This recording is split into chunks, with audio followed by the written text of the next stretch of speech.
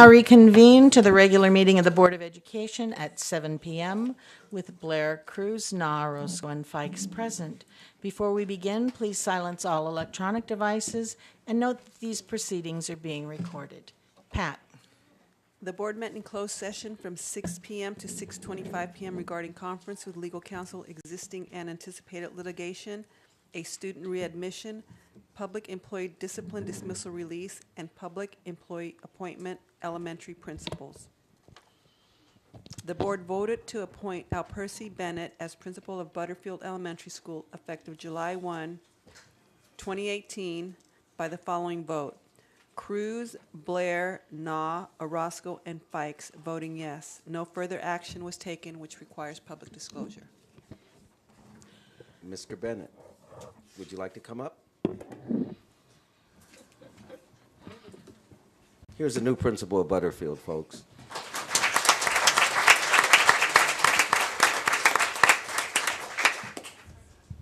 To President Fikes, Superintendent Joseph, to the Chino Valley Unified School District Board, to the Chino Valley Unified School District Cabinet, I just want to share with you my sincerest thanks and appreciation for this opportunity. Thank you for your vote of confidence. I would like to thank my wife and my mother as they walked along this educational journey with me. I would like to thank every principal, every administrator, every teacher that I've worked with throughout this journey. And most of all, I would like to thank the Butterfield Ranch parents and teachers and community for having bestowed this honor upon me, and my sincerest thanks and my sincerest gratitude to them and to all of you. And once again, I can't say thank you enough. Thank you.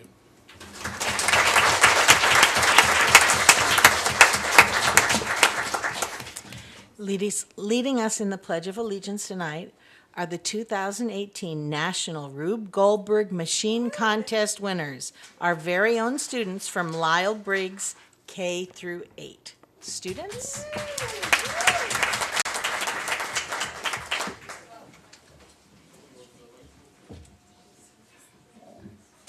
Please stand. Place your right hand over your heart. Ready? Begin. I pledge allegiance to the flag of the United States of America and to the republic for which it stands, one nation, under God, indivisible, with liberty and justice for all.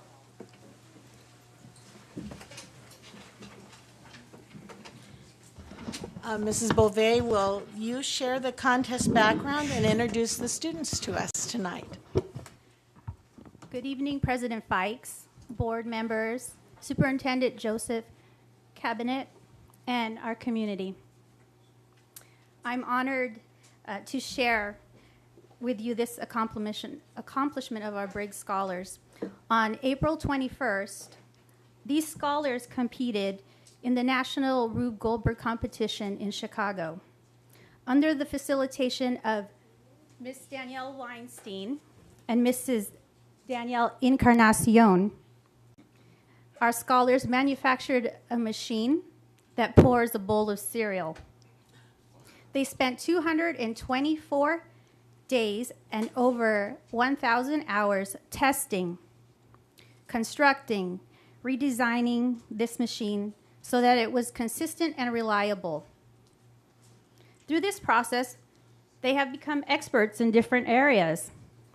They've learned how to safely and effectively use power tools. Alex.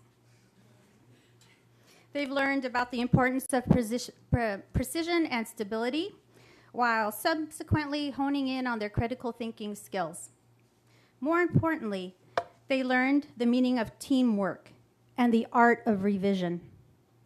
These students are fine examples of the engineering design process.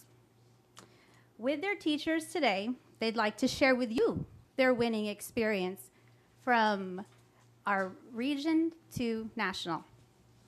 Come on up, scholars.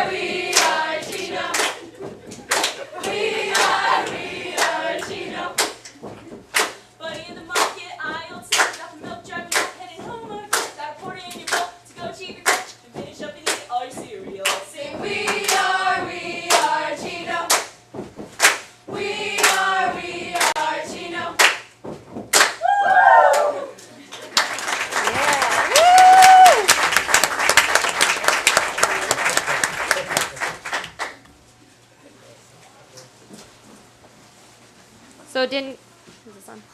So Danielle and I can't express how proud we are of our scholars. The amount of time that they spent on this project was incredible.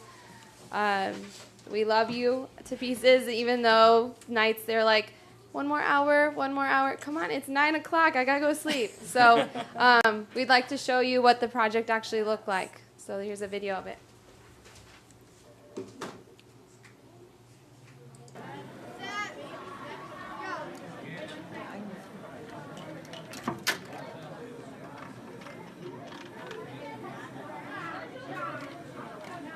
So here's where the milk is coming down the intestines of the cow.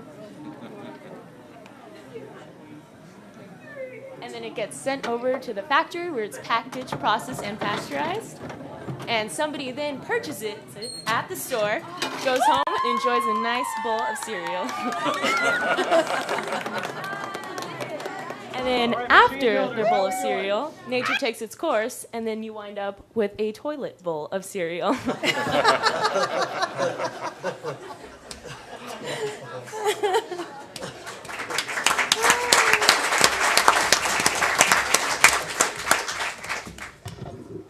Thank you for allowing us to share this great accomplishment with our community.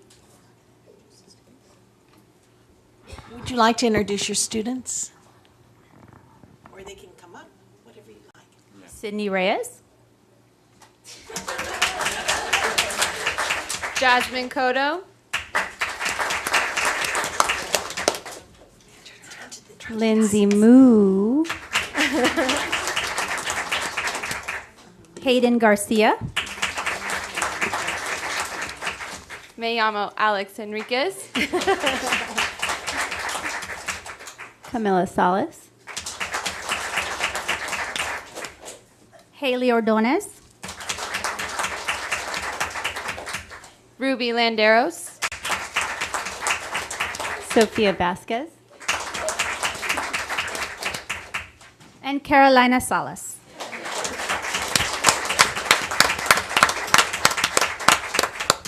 One final round of applause for our Briggs students.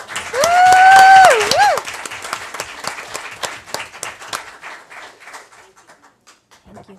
If you want to take a quick picture, you guys want to step in front?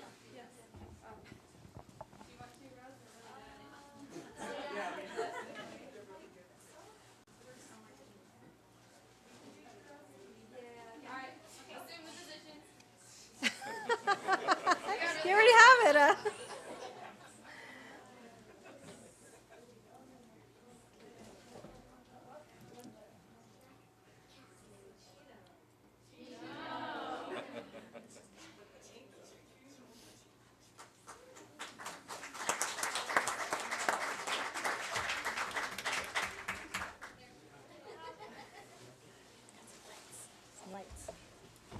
Mrs. Orozco. So, congratulations, Briggs, because I know that's no easy task. I had two of my older boys had to do the it was a nightmare because you had to figure out how to make it go here and go there, and so that is no easy task. Congratulations, and to go all the way to nationals and then win at nationals is huge, huge, huge. So, congratulations. Mr. Na. Yeah, I'd like to thank each one of you being the spotlight for our school district, and you have done that. And also I'd like to thank your beginning, your parents. Without your parents, you wouldn't be here.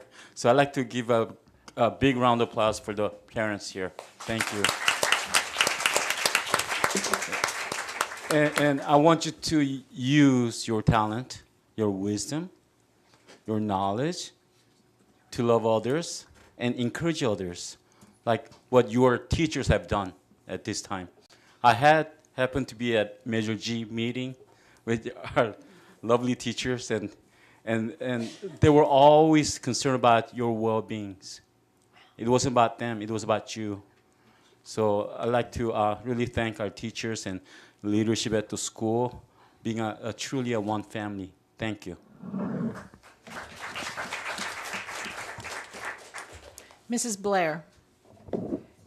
I won't repeat the same thing that everyone has already said, but I am very proud. Since my Panther just left last year, it's really exciting that you all did this. So I'm going to have to share all of the pictures, and hopefully we can upload the video onto our Chino Valley Facebook page so everyone can witness what you all achieved. Congratulations. Mrs. Roscoe.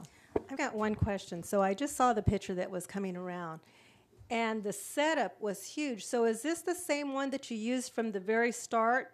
And so you didn't add on. It was just, that was what you started with. That's incredible. That's incredible. Because my son's, I think, was just a little block. This was 10 by 10. That's incredible. Wow. I'm impressed. Congratulations. Thank you. Thank you for your time. And if we're going to run the machine one more time during open house on May 15th at 6 o'clock, if anyone wants to come out and see it. Thank you. Thank you very much.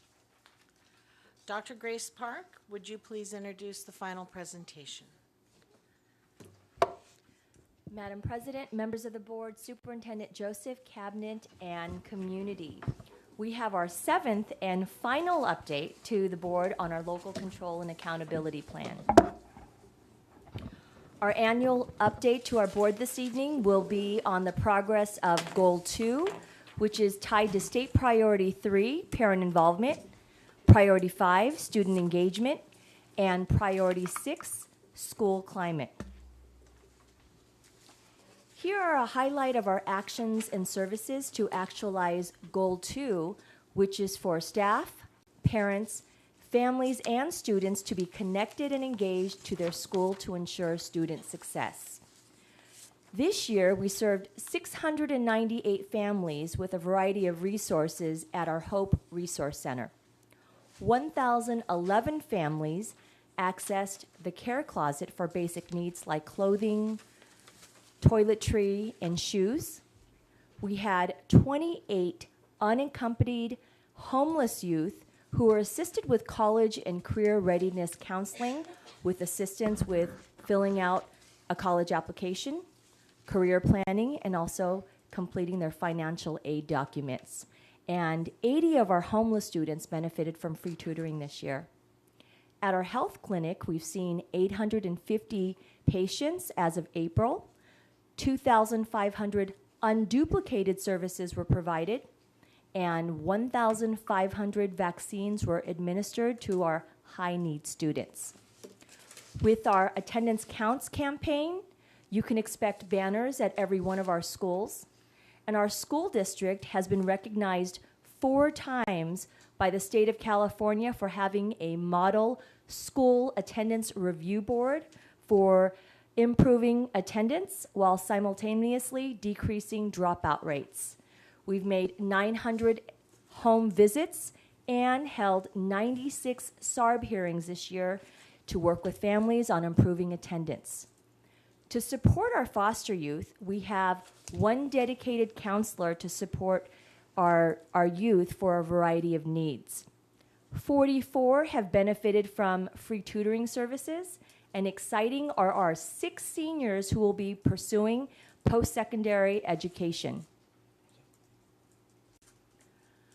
Within our multi-tiered system of support for behavior, also known as MTSS-B, we have 12 intervention counselors who have provided push-in classroom services for 4,431 of our elementary and junior high school students on academic and behavioral counseling. 1,362 elementary and junior high school students who have needed additional support were served through small group services. And 93 of our students who needed intensive support have received individual counseling this year. Another element of our MTSS-B framework is our positive behavior intervention support, PBIS implementation, that has been in place at all of our K-8 schools and with our high school with it as our first learning year. And PBIS emphasizes evidence-based practices that include school-wide expectations, using data to support decision making, and the use of proactive communication to create a positive learning environment at school. All of our elementary schools, junior high, and K-8 schools, and 2 of our high schools have Safe Schools Ambassadors Program. This is a program that has been endorsed by the California School Board Association and is also on the California Department of Education site as a promising practice for improving student connectedness and also school culture. And important within this program is it teaches students to recognize bullying and encourages them not to be bystanders. Throughout the year, we've provided professional development to our administrators on the use of providing other means of correction when applicable in lieu of suspension and expulsion. In the next part of our presentation, we're going to have Mary Salcido, who is our Director of Access and Equity, finish highlighting our actions and services, and with Siobhan Roberts, who is our Coordinator of Child Welfare and Attendance, share with you our progress of the 10 measurable outcomes for Goal 2. By the way, the Briggs folks, you don't have to stay for this if you don't want. Okay, you can go. You can go quietly.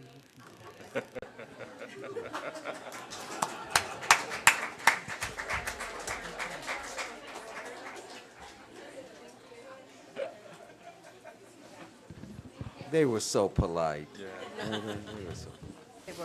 They were very polite. So we're going to continue with our parent academies. The Family Engagement Center hosted 50 parent academies so far this school year and 38 staff trainings. 143 parents attended the 50 trainings held at the center. We have many other trainings that happen at school sites as well. New this year was support for our school community liaisons on how to increase and support family engagement and parent education at the school site. Elementary teacher professional development was provided on parent education opportunities for parents to learn how to support their child's success. In 2018-19, we will start a PBIS Parent Academy to train and guide our parents in understanding and supporting the program at their school site. We are currently measuring and will have a measurement completed by June 2018. 100% of our school sites will have 4 school site council meetings. And I'd like to share with you that 4 is the minimum. I don't believe we have a school in our district that only has 4. 4 ELAC advisory committee meetings as well. And the district will hold 4 district level English learner advisory committee meetings as well. By June 2018, 100% of our school sites will provide at least 1 training to parents and families. As you probably know, most of our schools do about 3 to 4 language arts, mathematics, science, technology, how to help your child at home are all part of those trainings for parents at the school sites. And because we want to share the growth and measure progress of our parents' voice in our community, we also want to share with you our school quality survey results. 4,754 parents participated this year. 78% agree or strongly agree that families are informed about school-sponsored activities, and that is an increased percentage for us. 93% of our families are encouraged to attend school-sponsored activities, and that is 93% agree or strongly agree, and that is also an increase in percentage. Schools encourage families to volunteer. 75% of our parents agree or strongly agree, and that's the same as last year. And a new measurement we're sharing with you is staff members and families treat each other with respect. 82% agree or strongly agree with that statement, and that's an increase for us. Next, Siobhan Roberts will share some additional information.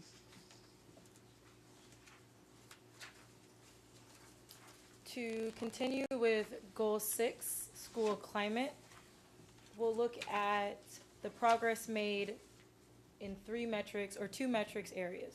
There are 3 metrics that measure school climate.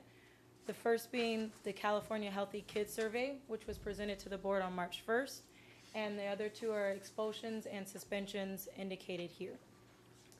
Looking at expulsions, indicated by the downward blue arrow and the thumbs up, CVUSD met its goal to decrease expulsion rate. The rate was 0.08%, lower than the state. The district also met its goal to decrease suspension rates. Last year, the suspension rate was 2.5%, the decrease indicated by the downward arrow and the thumbs up, also lower than the county and the state. The state also represents suspension rates using the 5x5 color chart. The chart compares current status, the 2016 year, to the change from the prior year. And in review, the performance levels are indicated by colors, blue being the highest, followed by green, yellow, orange, and red being the lowest. Chino Valley is in the green, along with majority of the subgroups. While there are 2 subgroups in the yellow, there was a decline in those subgroups. And there are 2 subgroups in the orange. And as a team, we have analyzed that data and indicated a systematic efforts and ways to increase equity for all students. Continuing with student engagement, state priority 5. 4 of the 5 metrics are indicated here. The first being the attendance rate. Again, as you can see in the blue arrow and the thumbs up, Chino Valley met its goal to increase the attendance rate of 97.39%, higher than the state attendance rate. The second is the chronic absenteeism rate. Chronic absenteeism is defined as a student who is absent for 10% or more of the school year at any given point during the school year. And in the 2016 year, this is baseline data. As you can see, there's a little graph to indicate this is the first time that this data has been gathered. Chino Valley was at a 7.1% chronic absenteeism rate, lower than the county and the state. We expect the chronic absenteeism rate to change, as the state has indicated they'll be gathering the data differently next year. The next 2 rates are middle school and high school dropout rates. Here, dropout is indicating a lost transfer, not a student who no longer attends schools. So when students exit a Chino Valley school, we are to track them and identify where their next school is. When we aren't able to track those students, it's considered a lost transfer or a dropout. So the middle school dropout rate slightly increased to 0.34%, and the magnifying glass indicates that we're looking into this. We have implemented a dropout prevention protocol, and we're supporting administrators and school site office staff in implementing that protocol. And then with the high school dropout rate at 1.1%, we met our goal to decrease the high school dropout rate, and the rate is lower than the county and the state. The last metric for student engagement is the graduation rate, also indicated or represented by the 5x5 color chart. However, differently than the suspension chart, the graduation rate is current status compared to the prior 3 years, an average of the prior 3 years. Chino Valley is in blue, and all Chino Valley subgroups are in blue or green. We are aware, the state has indicated to us that the graduation rate data will also be gathered differently, and that we should expect a decline of 2 to 3% next year in graduation rate. Questions? Mrs. Blair. I just have a question. I think it would be the 4th screen, the multi-tiered, page 2. Okay. The professional development on other means of correction, who's attending these? These trainings are for administrators. So the Office of Student Support Services has provided regular trainings to our administrators, and they also follow up by weekly phone calls to all of the school sites in providing that assistance. And then how does it trickle down to our educators, or does it not? It does not. This is for administrators to be able to assess when other means of correction are appropriate in lieu of suspending or expelling them. Right, but if we don't explain what changes we're making, then it could create the belief that we aren't supporting the teachers, concern. And so if they don't know what new ideas or new methods of correction are being implemented, then they may feel as though their concern is just being disregarded. So maybe even if it just was a PowerPoint of some sort, but just something to let them know that it's based out of this program. Sure. The legislation changed about 5 years ago, and so I know at some sites administrators have shared the changes in the law, and as a result, the importance of applying other means of correction when applicable. But we will share this information with all of the school sites and let them know how important it is to also share that same change caused by legislation with our teachers as well. Thank you. Mr. Na. Yeah, I just have a comment about student engagements. And my experience with talking to students, it was very simple about their education experience. They were really moved when one particular teacher actually had lent his brand new jacket to a student who was not well dressed in a cold winter time. That was it. And also, one of their favorite vice principal was one that who would always come to them, say hello, good morning, did you have your breakfast? The one who really cared. So I would think, starting from our kindergartners to all the way to high schoolers, all we have to do is engage them with a pure heart, as we're treating them as our own kids, as our teachers do and our top administrators do. It's not just the numbers that we want to push through our students, but it is that sincere care, and kids would respond. It happens at Buena Vista Continuation High School, and it happens at CVLA. And I believe the numbers are important, but we could continue to do what is best for the kids. That's caring for them, of just from the heart. And that goes a long way. Because even after the graduations, the kids will remember, and they'll come to you. Because nowadays, many kids are sold on to iPad and iPhones, and I think this is a time they need more engagements in personal level. Thank you. Mr. Cruz. Mr. Null, you're exactly right. There's been studies that the relationship between a teacher and students is really the top notch in terms of learning things in a classroom. So you're very correct about that. Very correct. And also the 698 families, 850. I mean, the Hope Center and the health clinics are really impacting families and children positively. So, Mr. Joseph, you did that, what, 3 years ago? That was 4 years ago. So it's very important. So that's very good. That 20% decrease in office referrals, that is the result of this whole support behavior?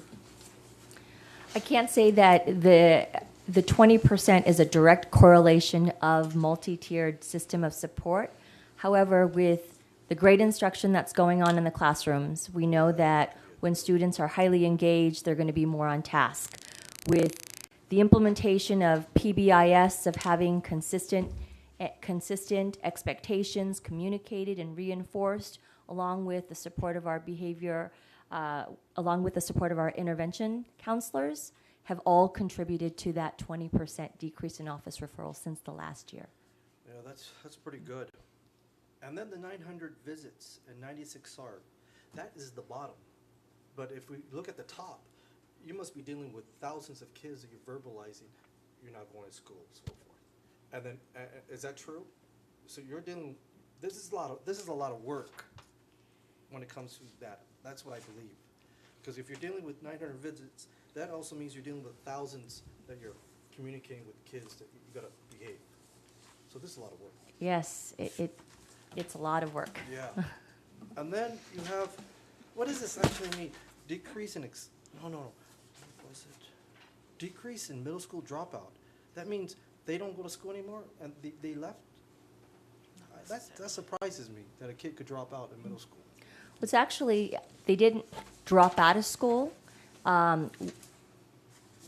As Ms. Roberts shared earlier, when a middle school student, 7th or 8th grade, leaves a Chino Valley school and then goes to another school, we have to track where they go.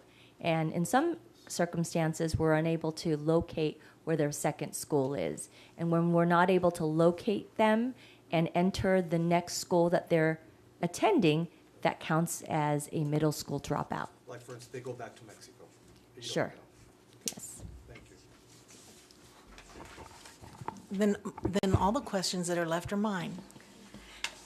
So on page 4 and 5, Dr. Park, both of them talk about, we met our goal, and then the comparison is to the state or county. What about comparison to our own numbers from last year? Are we not looking at that? Is it this page? Right, at the top of 4, continued achievement. Yes, this is the one.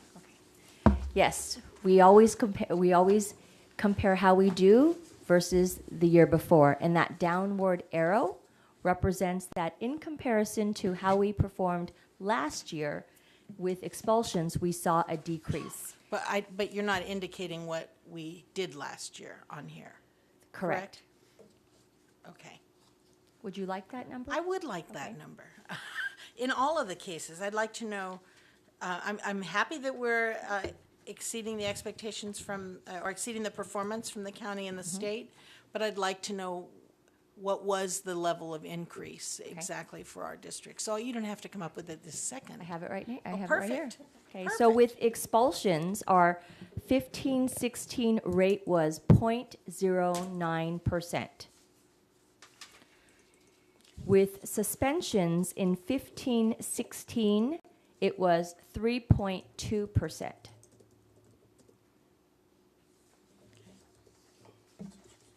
Thank you. Thank you very much for your presentation. Thank you. We are now at comments from our student representative, Jonah. Hello, good evening. So we had the final Student Advisory Council meeting of the year. Last time as the Student Advisory Council president. So basically all we did for this meeting was introduce the new officers for the next year's Student Advisory Council. And we also made plans for next year, so next year's student representative will have stuff to talk about. I would like to thank Ms. Roberts for being an amazing advisor for Student Advisory Council, and I know Student Advisory Council is in good hands, and that concludes my comments. Thank you. We are now at comments from employee representatives. Mr. Ball is not here tonight, so thank you very much. From CSEA, we have Freddie Arroyo Jr.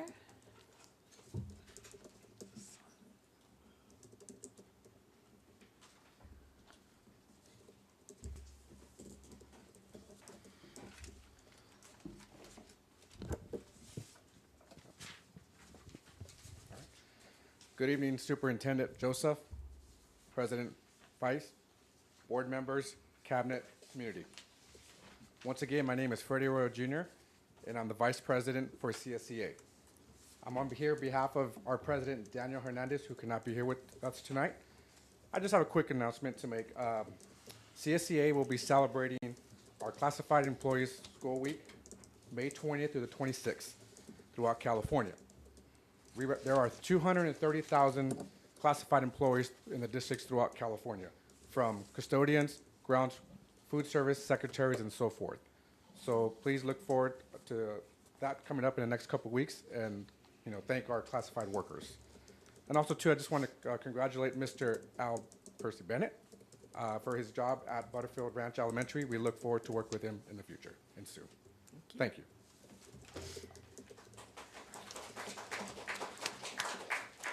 And I don't see Yvette Farley for Champ. Is there someone who's speaking for Champ tonight? Okay. We are now at comments from community liaisons. Mr. Art Bennett or Brian Joes? No. Mr. Paul Rodriguez? No. Mike Krieger? No. Suzette Dang from Supervisor Hagman's office. Do you have a presentation tonight? Okay, thank you very much. Speakers will be called in the order the request was received. Is that where we are? Yes. Comments from the audience on items not on the agenda. Speakers will be called in the order the request was received. Please listen for your name and be prepared to approach the podium. Any comments on agenda items will be accepted during consideration of that item. Once the board has commenced the deliberations on an issue, speaker cards will not be accepted. The board's very interested in your comments, but please bear in mind that the board typically does not respond to comments during this time on the agenda, as it is reserved specifically for public comments. Individual members may respond during board comments at the end. Mrs. Blair, will you please explain the light system? Speakers, you have 3 minutes in which to make your comments. Please begin your comments at the green light. The yellow light indicates you have 30 seconds in which to complete your comments. The red light indicates your time is over. And before you begin your comments, please adjust the microphone as necessary so that you can be clearly heard. And audience members, please refrain from making comments while speakers are at the podium. Speakers, please remember that in accordance with Board Bylaw 9323, Bylaws of the Board, Meeting Conduct, limit remarks to 3 minutes total for all remarks. The board would like to remind you that Board Policy 1312.1 contains the procedure for filing a complaint against a district employee. No speaker shall exceed the 3-minute limit. The first speaker is Paulette Melton, followed by Brenda Manigo, followed by Denise Mendoza.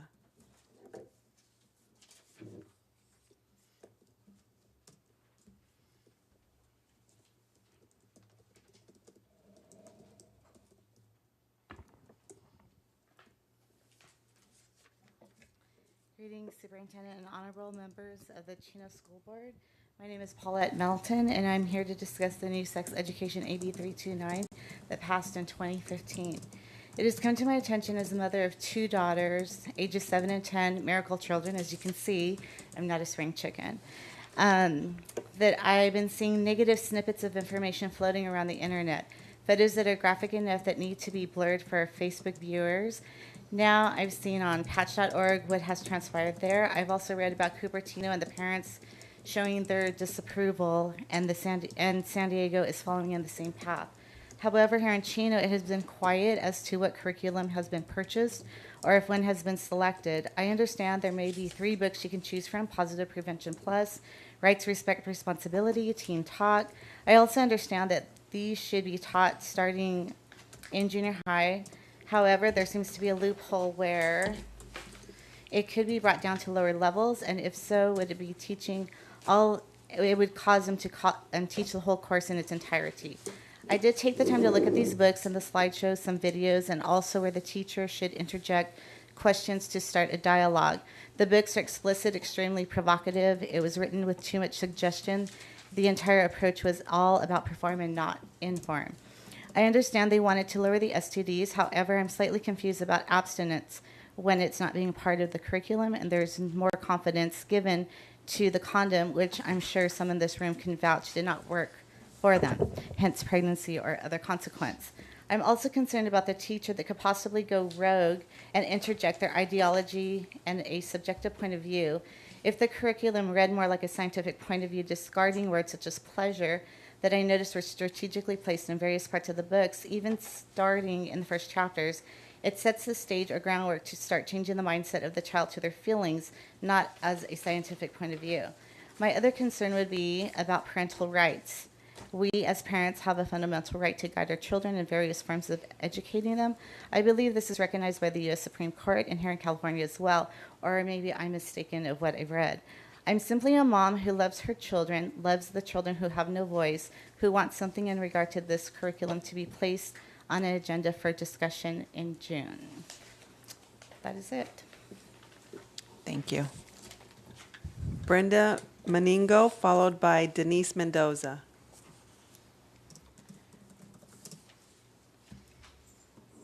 Good evening, Board of Education. My name is Brenda Meningo, and I have two boys that attend your wonderful schools, Glenmead Elementary. I'm also here concerned over the comprehensive sex education that California has passed. I know a lot about it, but I just want to know what Chino Valley is going to do about it. Are our children going to be educated this way? Yes or no? Do we have a voice about it? Yes or no? I need to know, because my children are very innocent, and as Paulette said, there's other children that don't have a voice, so that's why we're here. And we want to know what Chino Valley has to say about that. And what I've read about it is very concerning. And I don't want to go into detail, but I would like for it to be put on the agenda to be discussed so that parents like Paulette and I have a chance to speak about it and have our say in it, because we love our children and we love the children in this unified school district. And we really, really want to make sure that they're protected, because I don't think they need to hear such explicitness. Thank you. Thank you. The final speaker, Denise Mendoza.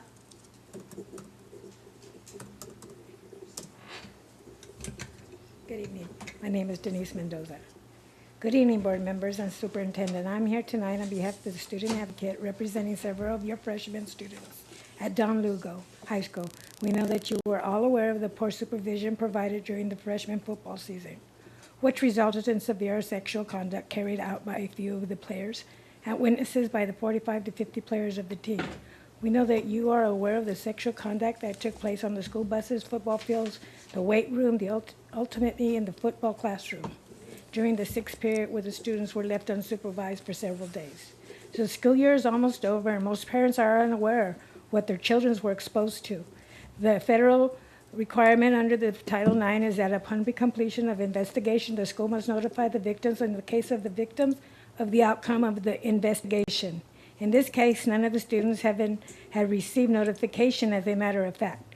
The majority of the parents have no idea what transpired during the football season of their children were poorly supervised. You haven't had any action as required by Title IX, and you have done nothing to check on the physical and emotional well-being of the student you were elected to represent. Some students may consider they were viewed as being sexually violent, not one seemed to be concerned about their dealing in their aftermath of the situation.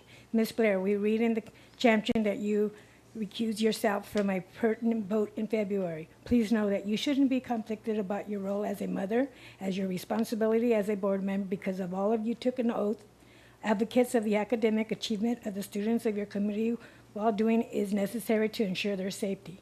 Please speak up, Ms. Blair. You know what happened. You know it is very well disturbing. This lack of appropriate action taken by the school district, and the school board will certainly show effect on students in the upcoming year. It has not already done so, if it hasn't already done so.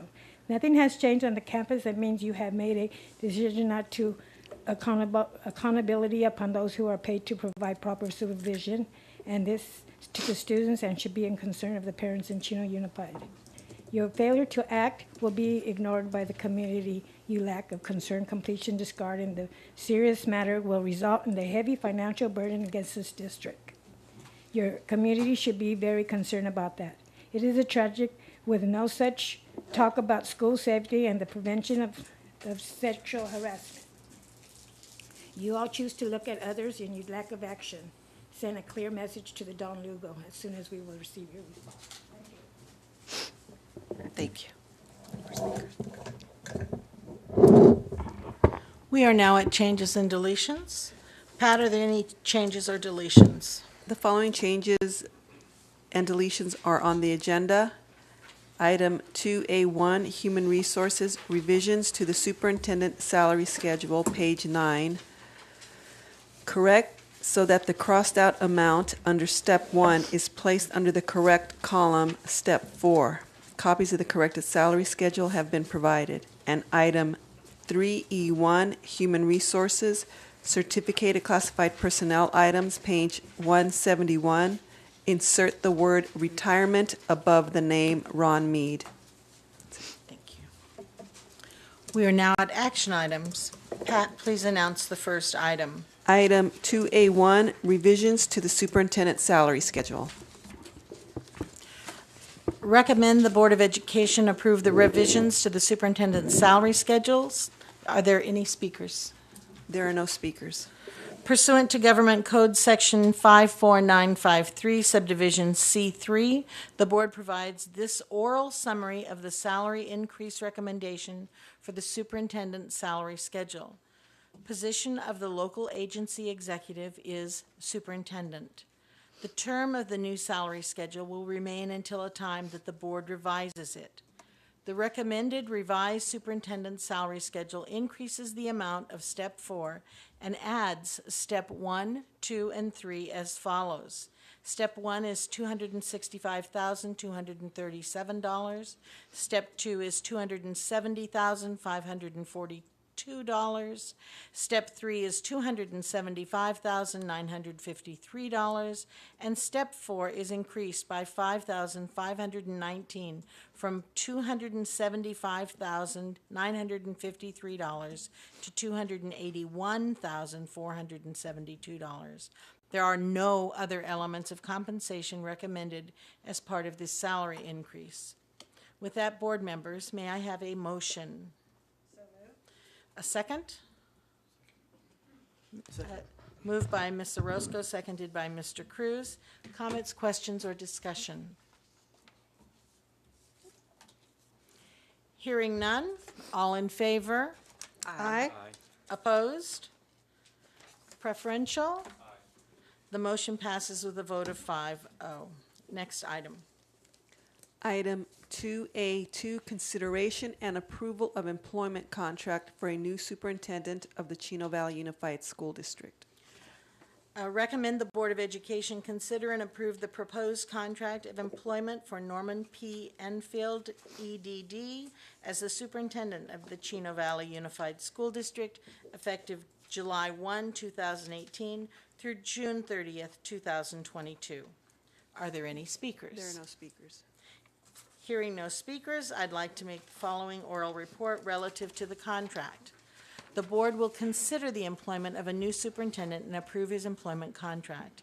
Pursuant to Government Code Section 54953, Subdivision C3, the board provides this oral summary of the salary and fringe benefit recommendation for the following local agency executive: superintendent.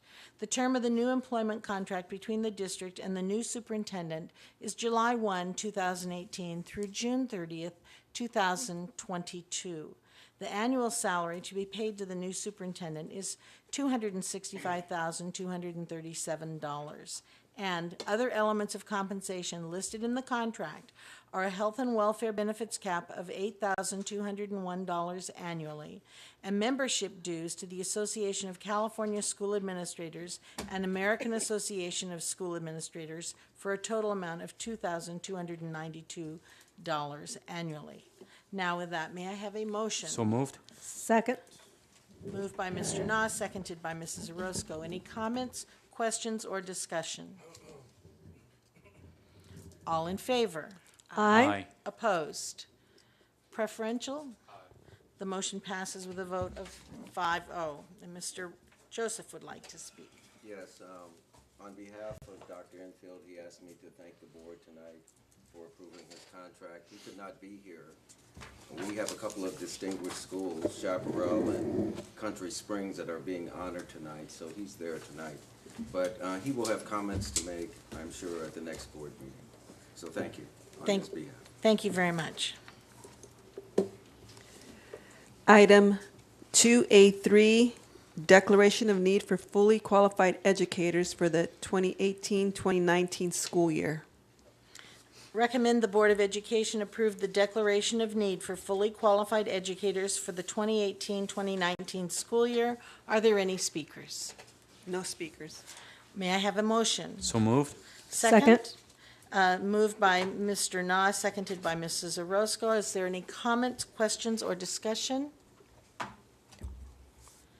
Hearing none. All in favor? Aye. Opposed? Preferential? The motion passes with a vote of 5-0. That concludes the action items. We are now at consent. Pat, are there any speakers on consent items? There are no speakers. Board members, do you have any polls? Oh, I'm sorry, there is one speaker on consent items. Item 3D6. Thank you. Board members, do you have any polls? Mrs. Orozco? I will pull 3D6, page 151. Mr. Cruz? No polls. Mrs. Blair? No polls. Mr. Na? I have no polls. And I have no polls. For the remainder of the consent items, may I have a motion? So moved. Second. All in favor? Aye. Opposed?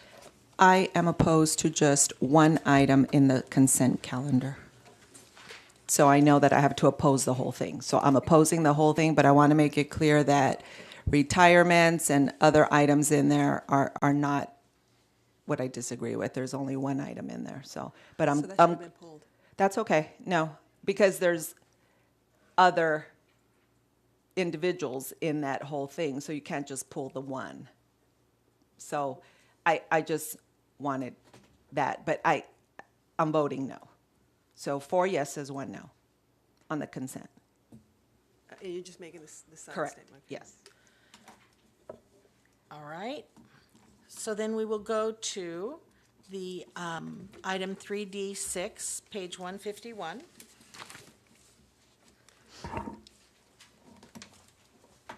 So moved. Second. And do we have a speaker? Kevin Wong.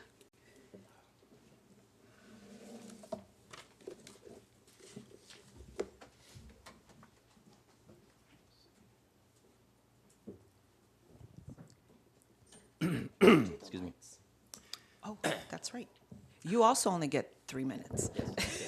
And I apologize for my quickness. I have passed out a document for you guys. My name is Kevin Wong. I'm with Clary Business Machines. This is in regards to the interactive whiteboard RFP. If you look at the first page document that I've submitted, this is the initial document that was received by us as the lowest bid from the school district. If you actually look here, Clary Business Machines is listed as number 1, and everybody else in ascending order going down from there as a higher bid. However, at this point, if you look at this, it's pretty black and white on most of these items that we are the lowest bid for the interactive panels. Now, we were then invited by the school district to do our full-on demonstration, actually right across the hallway, which we did that for the assessment group. And we vetted the hardware, the software, the support, the training, everything was there. Everything was accounted for and within recommendation of the bid. Just recently, we received information from the school district stating that they did a retabulation, came out with a whole nother application on how to judge it, and we went from the number 1 lowest bid to the 4th bid. If you actually look at the last page I have listed there, it actually gives you a summary of how they did it. It seems to be more of an illogical way to do it, given how the numbers were displayed. $184 were sitting there where a 1 point difference occurred in their tabulation. And as an example, the bottom line is a highlighted area where there's a $16 difference, but there's a 5-point discrepancy. So what we're basically saying is that, you know, the new tabulation is going to, in effect, cost the school district more money. Real world dollars, if you want to look at the second to last page, I did a real quick breakdown on the 75-inch and 65-inch panels that were presented with the computers, with the carts, with the installation. In every way, shape, and form, in terms of a combination, the cost is going to be higher if not gone with our company. The company that was listed as the winner, there's going to be a $285 difference on the 75, $313 on the 65, and we're talking, you know, as an example, if you extrapolate and you did 100 boards this year, we're talking $30,000 right there as an example. And so we want you to understand and see that, you know, through our price structure, through our support, through our software, through everything that we match with our recommendation for the bid, that we are in fact the lowest bid, and that the new tabulation doesn't seem to necessarily jive to save money for the school district. Additionally, there was a 70-inch unit that was supposed to be bid. We bid a 75. The RFP did not mention anything about it not being acceptable to bid something of greater value. So we bid that one. That's why we have a no bid on that first one, which also cost us 10 points. In summary, again, black and white numbers. Just want to make sure you guys understand that we would like a fair shot. In hopes that, you know, you guys could look at this, especially the initial bid tabulation versus the retabulation or the re-engineered numbers otherwise. I myself am a father of 2 kids in the California public school system and would like to make sure that my tax dollars are going to be, you know, used in the best way, shape, and form, especially toward technology. Thank See you. the red light. Thank you very much. Is there any other discussion? Mrs. Orozco. Mr. Joseph, I contacted you, and I inquired about this. Right. Would you like Mr. Yes, Stachura to talk please. about that? Please. Go ahead, Mr. Stachura. No, I'm not aware of a retabulation of prices. The tabulation was done and provided to the district, or provided to the agenda item, which is what is in the board agenda tonight. The award is not always based on the lowest price. The award is based on a number of different measures, and what really caught our eye in looking at this whole thing is that the Clary business machines, the flat panel displays that they were proposing to provide are not UL listed, Underwriters Laboratory listed. And for those of you not familiar with it, Underwriters Laboratory tests and measures products of various types throughout the world to ensure that they are safe. And every piece of equipment that we put in our classrooms is certified by the Underwriters Laboratory. That being said, as Mr. Wong said, they provided their displays for a test drive, if you will. I was not involved in that. The technology department, our purchasing department, they reviewed these displays, and they had some concerns with them. And those concerns are listed here. The unit speakers are unacceptable, poor sound quality and volume. Their help desk is located outside of the U.S. Their operational buttons hang off the front of the unit by 1/2 inch, producing breakage concerns. Their education software includes lessons that have poor quality images that look like screenshots. They do not have any certificated staff employed to provide professional development during the implementation phase. The company has not provided their sustainability in this market, so no guarantee of future support. The slot-in PC, and this is technical terms that I'm not real familiar with, is not vPro capable, which is required to run Intel Unite, the casting solution the district supports. And then Maggie Bunton, our Director of Technology, reached out to the California Educational Technology Professionals Association, or SEPTA, and no one within that association that she spoke with has any experience with Clary or their displays. So, again, not always based on low price. Their units are priced lower than what was selected, which is the ViewSonic. But in looking at the whole package, it was determined that the ViewSonic machines selected through CDWG are a better value for the district. Mrs. Orozco. No, that was my light. Oh, that was. Mr. Na. No, got the answers. Okay. So, And you lit again? Okay. Are there any further questions? So for this remainder item, may I have we already have a motion. In a second. So all in favor? Aye. aye. Opposed? Preferential? Aye. The motion passes with a vote of 5-0.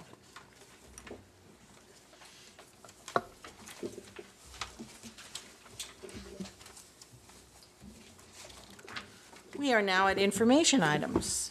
Are there any questions or comments?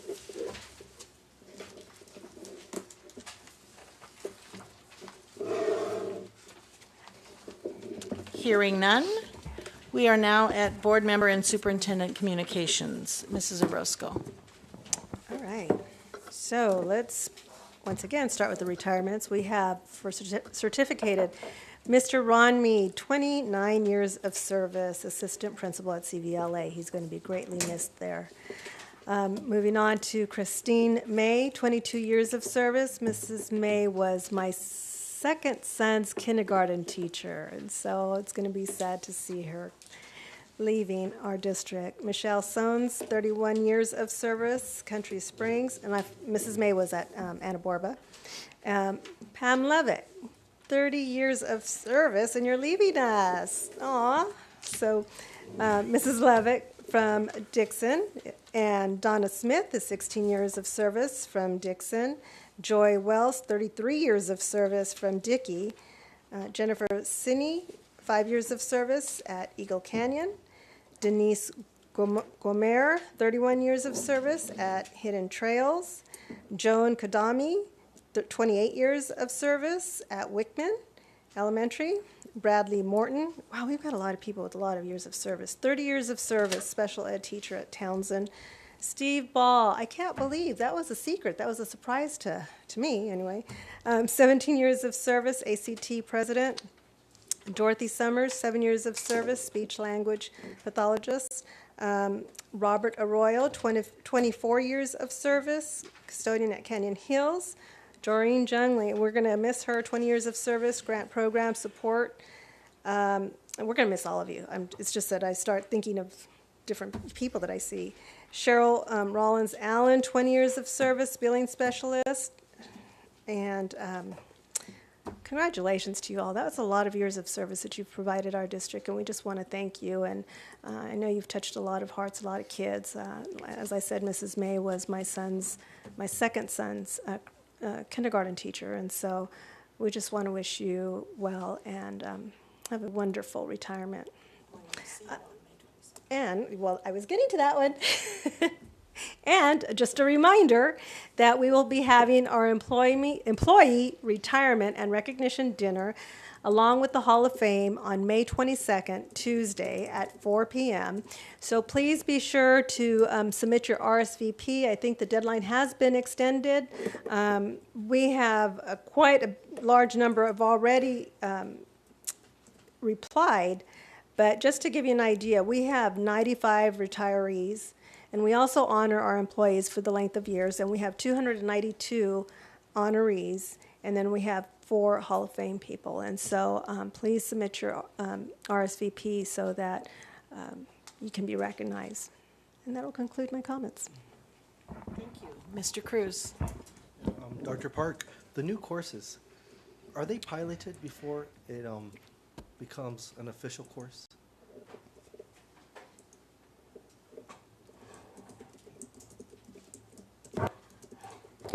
The books are piloted for the new courses. Okay. Yeah, a lot of courses that are being implemented. Yes, we have a lot of courses. Yeah. Yes. And you two mothers, pertaining to pregnancy, you are correct. The law does include abortion as a viable option, parenting and adoption. And the American College of Pediatricians, comprehensive sexuality education goes far beyond sex ed, and it's dangerous assault on the health and the innocence of children. And when you talk about what our children are so different, so unique, because something that we have lost, and that is the innocence. And I think Mr. Joseph agrees with that. And I think I'm really proud that you're here because it is true. You could say that they're forcing this through the state, but in actuality, we're pretty much the deciding factor what we want for our children. So just for a tidbit, I just want to mention this. The California Healthy Youth Act was passed in 2016 by the California Department of Education. And so, they're trying to force comprehensive sexual education and HIV prevention. But Section 51938 allows parent and guardian to excuse their children from all parts of comprehensive sexual health education and HIV education.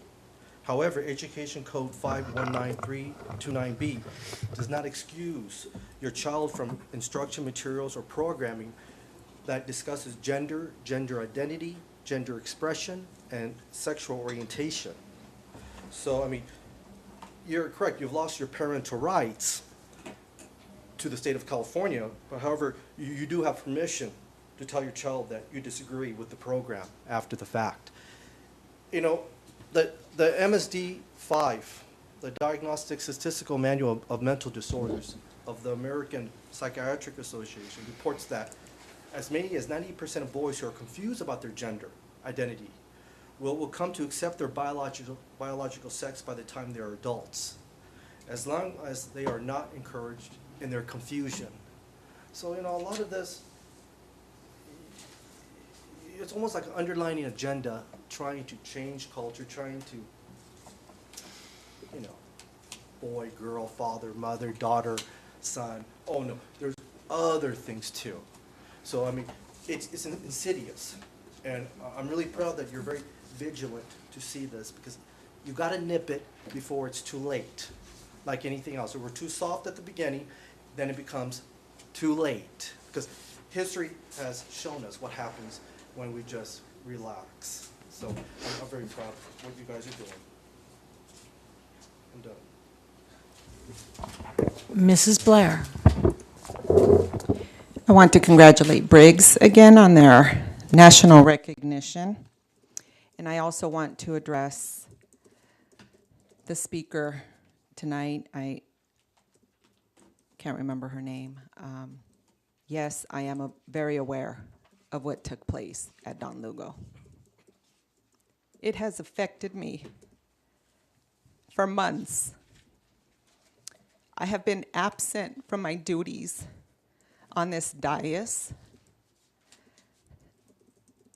not because I'm unwilling to fulfill my duties, but because I want to fulfill my duties.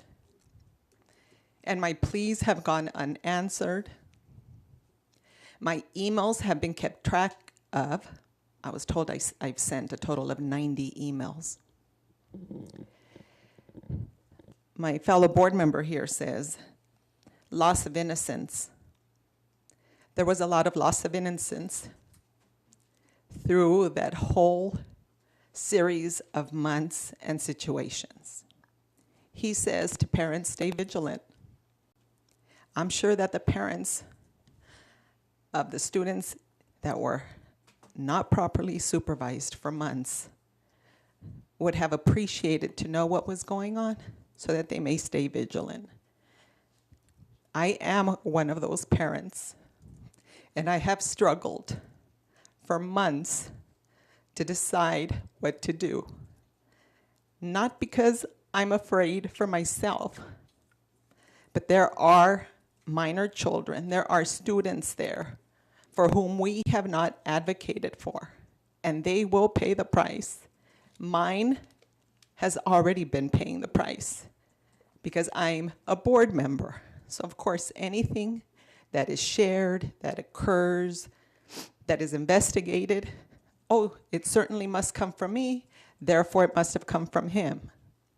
Adults are cruel. It is easy to cyberbully a minor child. I can take the hits. My child and all of the children there didn't deserve to endure what they did by poor supervision. So I want the parent who spoke or grandparent, whoever she may have been, that I'm not conflicted about what I need to do. I am conflicted about when I decide to do it. Thank you. Mr. Na. Yeah, I also like to thank the parents who came tonight. Yes, ultimately, the kids are our children. Yeah, they do not belong in Sacramento, nor in Washington. They belong to us. They have tried, and they're still trying, to take away counseling of our children when they're lost, and they need the support. They want to take away from them. Why? Because they think they know better than us, our parents. The curriculums, it's down the stretch, but they're trying the best for their own agenda to teach our kids and in their mindset. I call it a socialism. I would call it communism if we become all same, made from a factory. But kids are all special. All of them are gifted. They're all unique, and they have different talents, and but they have the standard. They need to be respected, but also they need to be protected. So that is your job, and that is also my job as a parent. So I'm on the same page to protect our kids from any offensive curriculum that should be taught at home, but not through our classrooms. Even the teachers had complained to me that education used to be English, math, history, and science.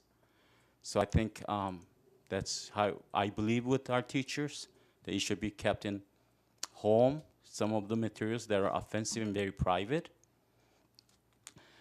And we will work together to continue to keep the Chino way. Yeah, we're different than Sacramento and those people. And these are our kids. And protecting the kids, because it's about the shooting and all these things. So our kids are thinking too, and they're sincerely concerned about their own safety. Yes, we have a bullying. That is bad. But, I mean, physical attack on our students are also bad. And it's coming also from our own Sacramento elected ones, and that is also bad.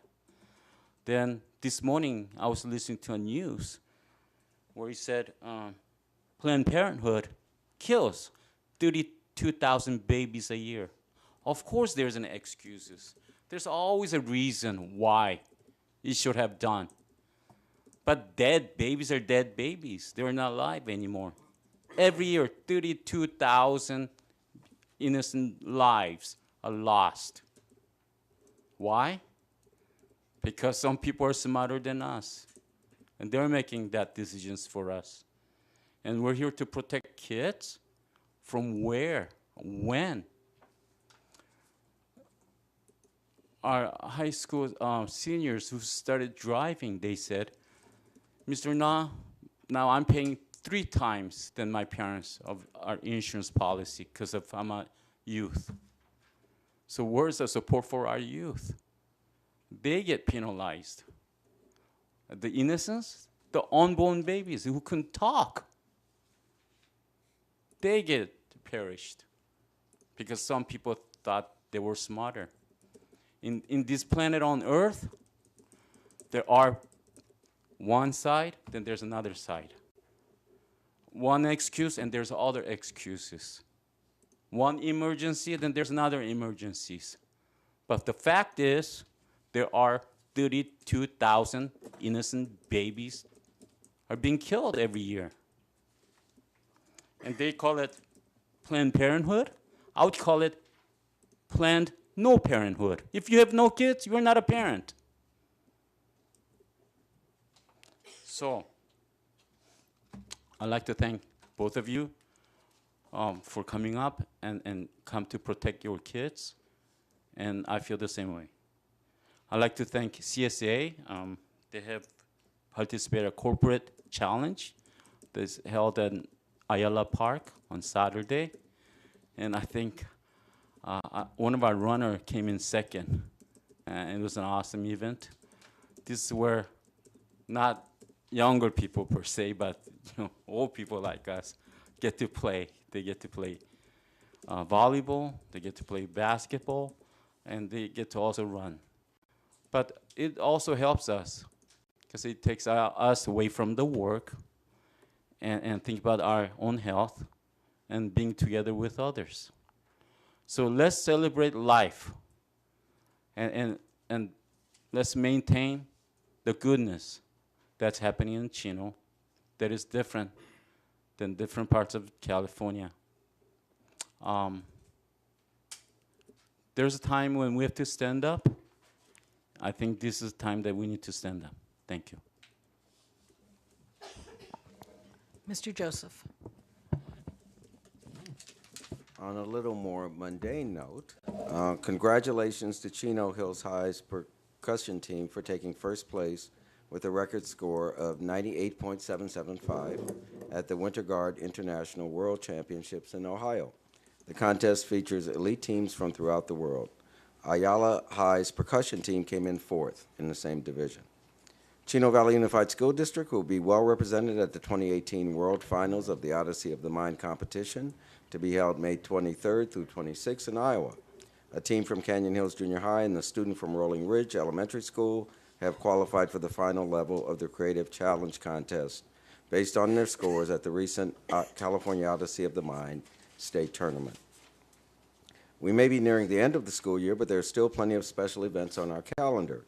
4 band showcases will be held in mid-May. A military salute to our graduates going into the service will be held at the May 17th Board of Education meeting. Our 2017-2018 Employee Retirement Recognition Reception and the Hall of Fame induction will be May 22nd, and graduation ceremonies are slated for May 29th, 30th, and 31st. See the district's website and calendar for details. And finally, under resignations tonight was Brenda Dunkel, who was our multimedia communications specialist. She's decided to go back to the Chino Champion as managing editor. I wanted to thank Brenda for all of her work here. She was really someone who worked very hard every day. Julie Gobin brought her on, and I want to especially thank Brenda for the time she spent with Greg Statura and Julie and Mary Rohr and her husband and I to get the bond done and make it successful. Brenda, you will be sorely missed, and we wish you well. And that will conclude my comments. Thank you. I have no comments this evening. The meeting is adjourned at 8:19.